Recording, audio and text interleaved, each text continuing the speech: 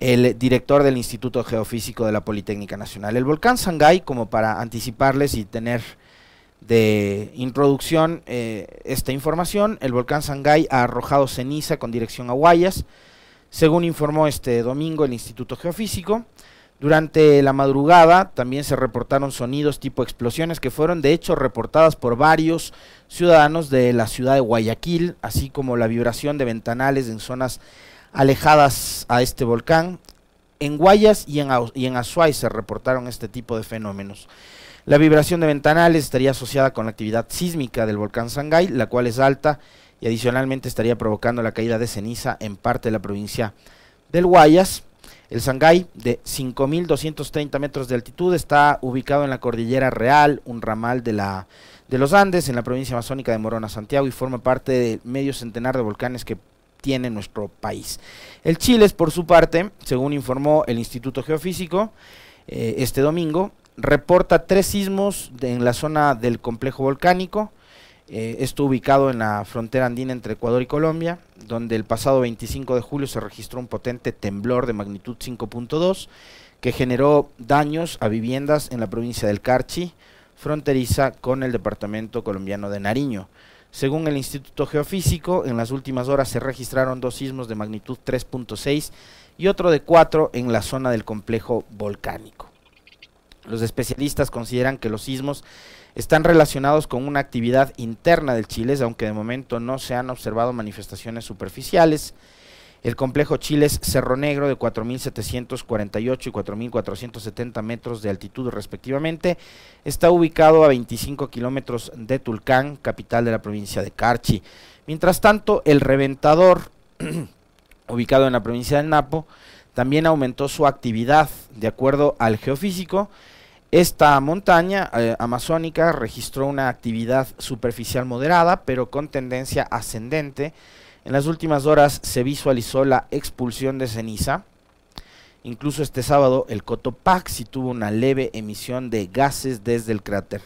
Según el Instituto Geofísico, este volcán tuvo su última erupción en 2015, pero hoy se encuentra en relativa calma. Esa es la información que ha generado durante este fin de semana el Instituto Geofísico de la Politécnica Nacional sobre lo sucedido con respecto de estos 3 volcanes que aparentemente, no sé, ya le vamos a preguntar esto al especialista.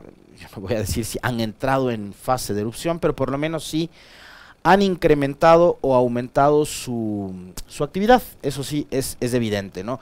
Y fíjense cómo a partir de esto se empezaron a generar una serie de alertas en ciudades como Guayaquil, en la provincia del Guayas, en cantones aledaños también, que empezaron a reportar de la vibración de ventanas, de explosiones que se escuchaban durante horas de la noche y la madrugada en este fin de semana, ¿no?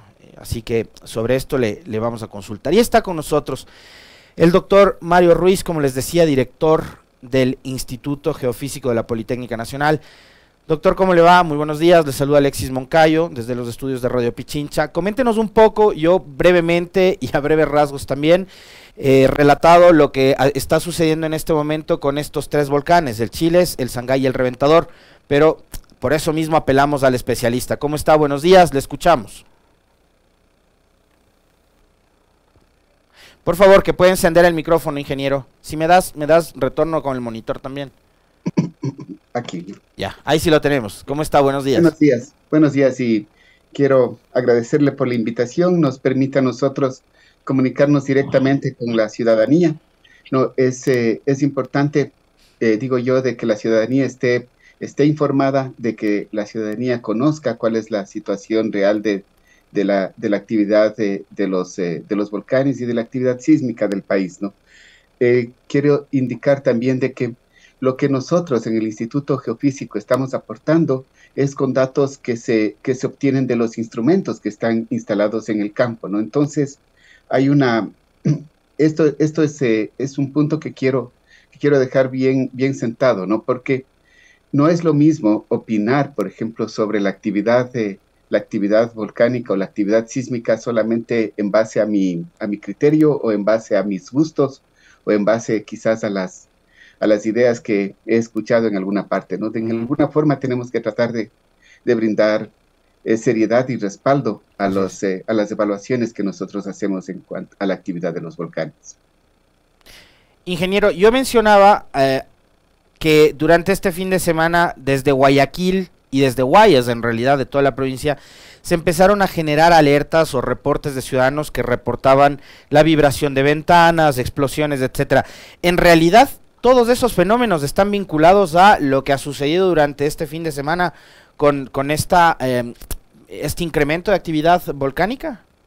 Sí, entonces yo lo que le puedo indicar es de que nosotros detectamos en la madrugada del día de ayer, bueno, desde la noche del día de ayer y específicamente en la madrugada, un incremento importante de la actividad del volcán Sangay.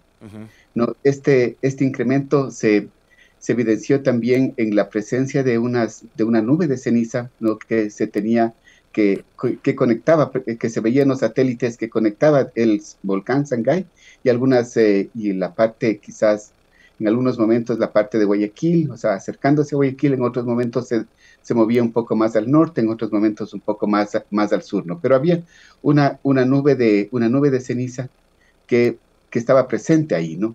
Ventajosamente, los reportes de caída de ceniza fueron mínimos, ¿no? Porque la ceniza, si es muy fina, no puede ser que pase suspendida en la atmósfera, ¿no? O sea, quiero indicar que el dato es de que sí había un incremento de la actividad de la actividad en el Sangay, evidenciado por la presencia de esta nube de ceniza y también evidenciado por el incremento de la actividad sísmica, ¿no? Tuvimos lo que nosotros llamamos un tremor, que es una actividad casi continua, ¿no?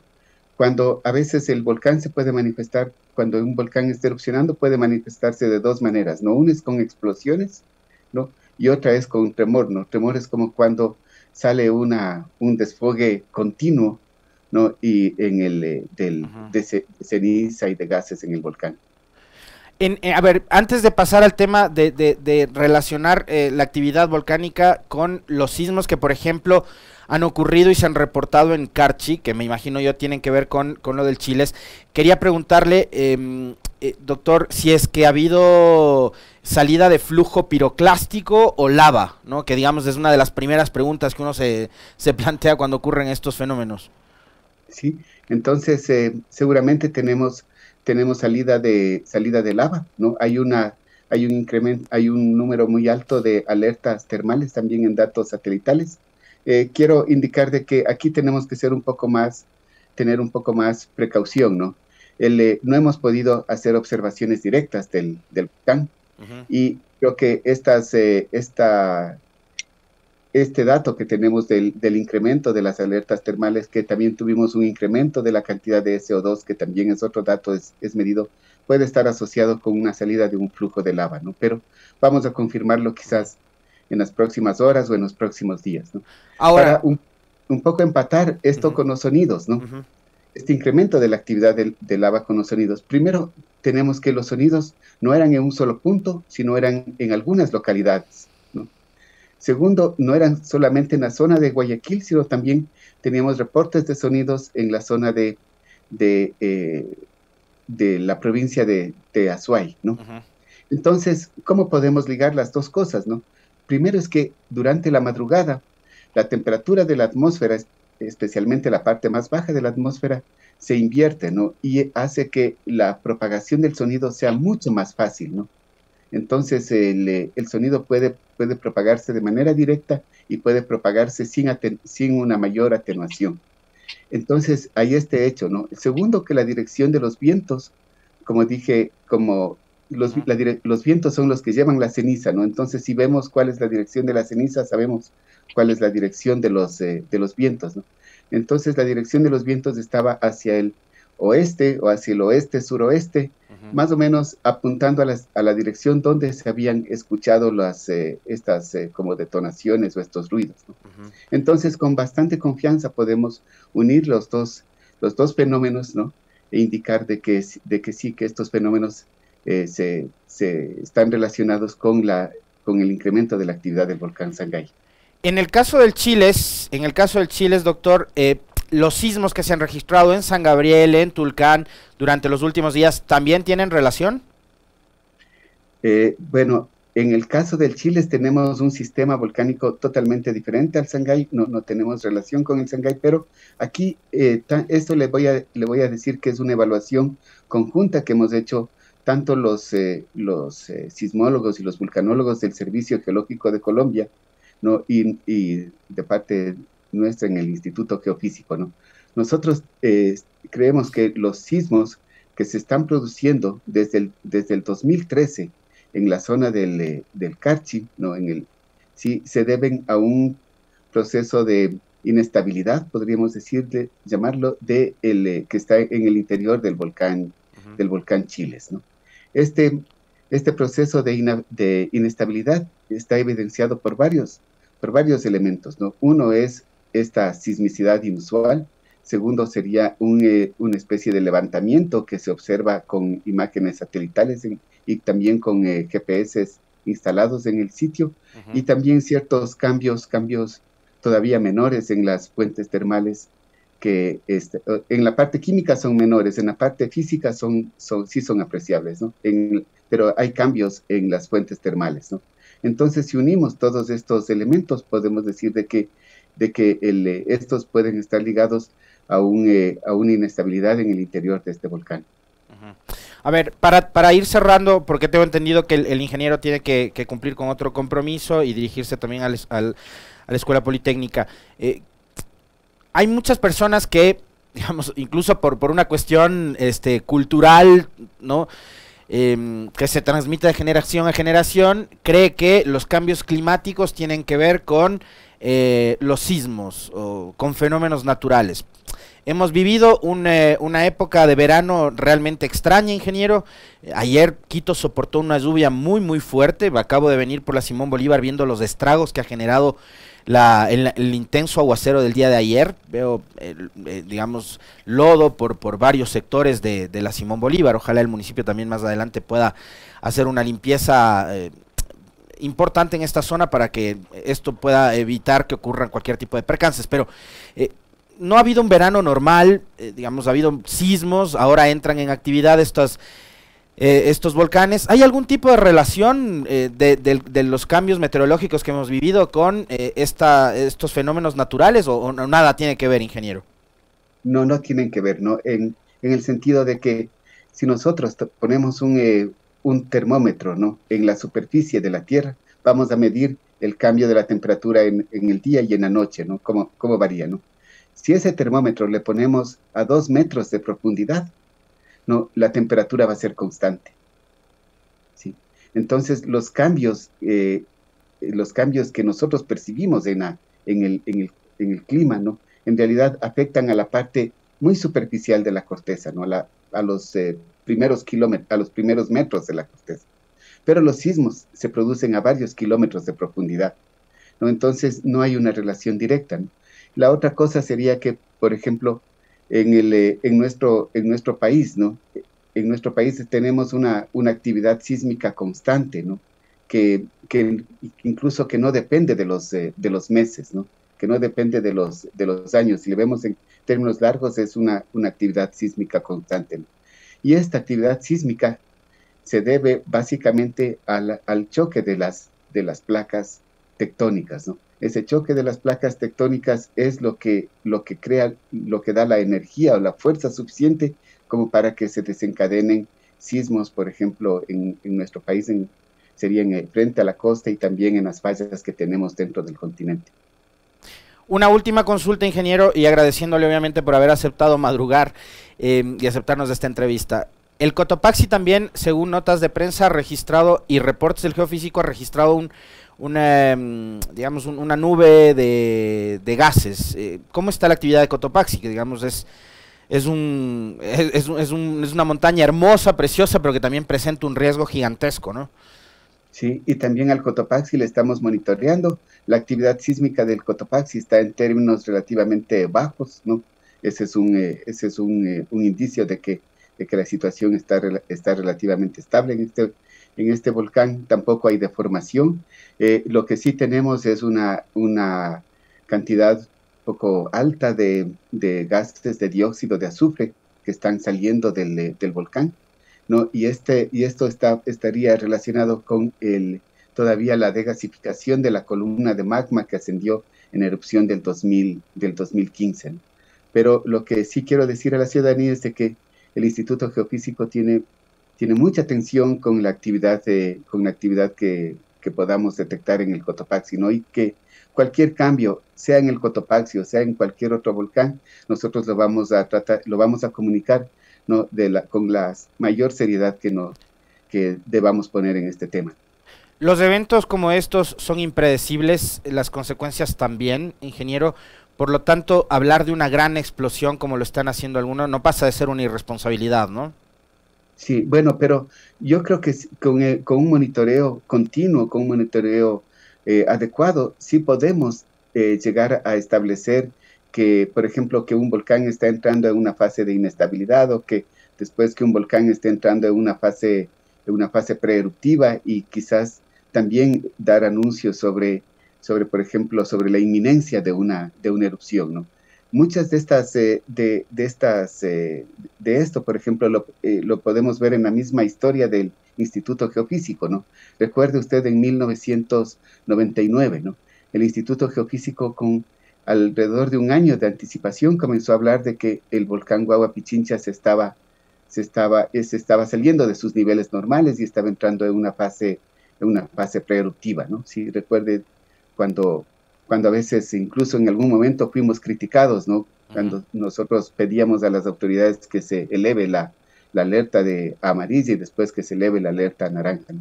Pero también en erupción de Cotopaxi, ¿no? Nosotros pudimos anticipar esa erupción, ¿no? Ahí no pudimos decir el momento preciso que iba a erupcionar, pero llamábamos incluso a las autoridades, a muchas organizaciones, al instituto, para mostrar nuestros datos, ¿no? Para decir, miren, esto estamos observando en el Cotopaxi, ¿no? Quizás no podemos decir exactamente cuándo va a erupcionar, pero también avisamos con anticipación de que estaba entrando en este proceso. Y también lo mismo nos pasó con la erupción del volcán Sierra Negra en Galápagos, ¿no? Incluso ahí dijimos, antes de la erupción, 3 meses antes de la erupción, fuimos con equipos y dijimos, vamos a monitorearle vamos a poner equipos adicionales porque este volcán va a erupcionar, ¿no? Y claro, el volcán erupcionó y tuvimos unos datos muy importantes para entender cómo erupcionaban estos volcanes de Galápagos. Le queremos agradecer infinitamente al doctor Mario Ruiz, director del Instituto Geofísico de la Politécnica Nacional, por haber atendido esta invitación. Gracias, ingeniero, muy amable. Gracias a usted, para servirles. Hasta luego. 7 de la mañana con 20 minutos. No es que evitamos comentar por si acaso, sino que creíamos que por lo que había sucedido durante este fin de semana era muy necesario apelar a los especialistas, en este caso al director del Instituto Geofísico, el doctor Mario Ruiz, para que nos explique qué tipo de fenómenos son los que están ocurriendo en nuestro país. Ya ven la explicación del científico de que nada tiene que ver con estos cambios climáticos que hemos experimentado con respecto de los fenómenos naturales, como el incremento de actividad de estos 3 volcanes, que en cambio sí tienen relación con, por ejemplo, las explosiones o los sismos que han generado en distintas zonas y rincones del país. Bueno, ahora sí vamos a lo que les gusta, ¿no? La política, vamos. Salieron ya a reventar fuegos varias organizaciones políticas y algunos candidatos y precandidatos. Hemos venido comentando con ustedes durante los días anteriores, y este fin de semana, digamos, este asunto de la política no escapó de la polémica, ¿no? Me encantaría también comentar sobre esta intención, bueno, ya no es una intención, es un hecho también, ¿no? De el municipio de Guayaquil de destinar $2 millones para refaccionar o readecuar una infraestructura que es privada, como lo es el estadio del Barcelona, y ahí no veo a nadie poniendo el grito en el cielo, cuando en otros gobiernos locales o en otras instancias sí, los medios de comunicación son extremadamente críticos y rigurosos porque se destinan X cantidad de valores a convenios para luchar contra la violencia de género o contra la desnutrición infantil o cualquier cosa por el estilo. Acá $2 millones va a destinar el municipio de Guayaquil para readecuar el estadio del Barcelona, que será el escenario de la final de la Copa Libertadores. Finalmente, la Libertadores, el campeonato de fútbol, son actividades privadas, que significa, sí, un importante impulso para el turismo de Guayaquil, sobre todo, yo creo que sí, del Ecuador, porque ingresarán por Quito, por qué sé yo, irán finalmente al partido en Guayaquil, pero creo que eso significa también un flujo de turistas interesantes, no solo para Guayaquil, sino para el país, pero principalmente Guayaquil en buena hora, pero termina siendo una actividad privada. El campeonato de fútbol, en este caso la Copa Libertadores, son actividades organizadas por, además, organismos extremadamente ricos, ¿no? El fútbol mueve toda la plata del mundo, la Conmebol, la FIFA, en este caso la Federación Ecuatoriana de Fútbol, creo que tienen los recursos necesarios, y si se aventuraron a postular a Guayaquil y al Monumental del Barcelona como el escenario para jugar una Libertadores, tenían que haber previsto esos los recursos como para poder readecuar el escenario deportivo y que preste las condiciones para que se juegue una final de torneo continental. Pero ¿por qué tiene que el municipio de Guayaquil ponerle plata a un predio y a una infraestructura que es privada y que debería ser inversión o del equipo o, en este caso, de quienes fueron los voluntariosos que fueron a ofrecer el escenario para la final de la Copa Libertadores? Seguimos en Guayaquil porque este fin de semana el candidato a la prefectura del Guayas, que acompañará a Jimmy Jairala por Centro Democrático, quien además ya ha anunciado su candidatura a la alcaldía de Guayaquil, se mandó una perla, pero de esas que nos encantan a nosotros para comentar. Escuchemos qué fue lo que dijo Vanegas. Tenemos el video de Vanegas hablando de la ropa interior femenina. Del Esteban. Va a ganar porque cuando yo recorro las calles, los cantones y los barrios, salen las hembras y no sacan el pañuelo sino el calzón, así.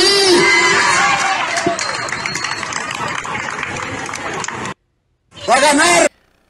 Las hembras le sacan el calzón, dice, no el pañuelo. Yo no sé, primero, ¿qué intentó decir? Y dos, si es que con ese discurso vulgar, muy primario, intentó ganar algo. Seguramente habrán en este país tan diverso votantes que les gusta esta chabacanería y esta vulgaridad. Indudablemente, debe haber. Pero yo sí me sumo desde este espacio además a cuestionar cualquier tipo de rasgo o de manifestación machista como esta. A mí este tipo de discursos me parecen de lo más patéticos. Tenemos la disculpa. Escuchemos la disculpa. Lo dije al inicio, no soy político, soy de hecho quizás lo más políticamente incorrecto que habrá en la papeleta electoral. Los políticos, cuando cometen errores, no ofrecen disculpas por esos errores, los justifican. Yo sí voy a ofrecer disculpas por este error mío, porque soy un ciudadano, no soy político, de hecho soy un ser humano que ha cometido un error como cualquiera de nosotros. Por eso ofrezco disculpas a la mujer primeramente, a la sociedad, a mi mamá, a mi esposa y a mi hija aquí presentes. He visto el video viral junto a mi familia y es verdad que sobrepasa todo lo permitido y contradice mi defensa y mi lucha en favor de la mujer. Debí hablar de otra manera en aquella tarima, no de esa manera tan sobrepasada de tono y de forma. Les aseguro y les prometo que no voy a volver a dejarme llevar por la emoción de una tarima. Ese viejo estilo político debe ser condenado. Siempre agradezco que hayan elevado su voz de protesta y de crítica y que me permitan ofrecer esta disculpa. Disculpa. El señor Vanegas dice, yo no soy político. Vanegas, que intentó en uno de sus últimas apariciones, vincularse con incluso la Revolución Ciudadana, en donde le dijeron no gracias, el momento de afiliarse, dice que no es político. Te voy a pasar una foto, Esteban, y te pido que me ayudes poniéndola en pantalla. Una cosa es ser políticamente incorrecto, estar en contra del statu quo, ser irreverente con la autoridad, ser irreverente con lo que digamos está como normado, cosas por el estilo. Otra cosa distinta es ser un patán y un vulgar. Otra cosa distinta es ser machista, otra cosa distinta es ser racista. Y acá no hay irreverencia. Acá no hay incorrección política. Y yo decía ayer en Twitter que cuando aparezcan candidatos a la dignidad que fueran, ahí está, Vanegas acompañando a Iván Espinel, Vanegas en una baza del PRIAN, candidato a prefecto con Álvaro Noboa, Vanegas abrazado a Bucaram y Vanegas abrazado a Jimmy Jairala.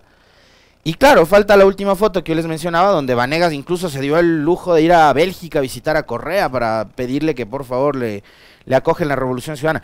Cuando un candidato les venga a decir que no es político, ríansele en la cara. Y a mí, cuando hay periodistas que vienen candidatos y les dicen, ¿usted es político? Me parece que esa pregunta es redundante. Es redundante. Te lanzaste de candidato, te metiste a la política, eres político. Yo, sin necesidad de ser candidato a nada, termino siendo un actor político porque todas las mañanas, junto a ustedes, comparto mi opinión que es evidentemente política. Entonces, esto parecería que es una especie como de estrategia, ¿no? De querer presentarse como incorrecto políticamente. Pero la incorrección política no pasa por la vulgaridad ni pasa por estas manifestaciones de corte machista. Yo les decía que la incorrección política tiene que ver con considerarse o manifestarse como un antisistema, estar en contra del statu quo, ser irreverente con la autoridad, pero no ser un vulgar que saca, que dice que las mujeres le sacan los calzones cuando hace recorridos por su provincia.